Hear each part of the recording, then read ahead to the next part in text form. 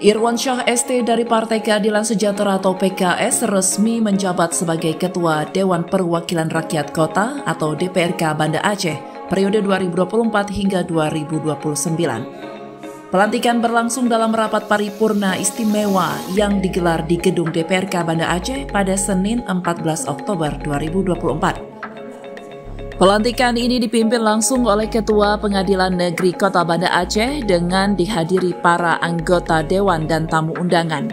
Dalam sambutannya, Irwansyah menegaskan komitmennya untuk memperkuat peran DPRK dalam mendukung pembangunan dan kesejahteraan masyarakat Banda Aceh. Yang pertama, kita minta seperti sambutan saya tadi, kita bikin solid. Lembaga ini lembaga yang solid, pimpinan itu hanya semacam mediator saja, fasilitator dan koordinator daripada anggota. Jadi kekompakan yang akan kita harapkan sama semua anggota Dewan.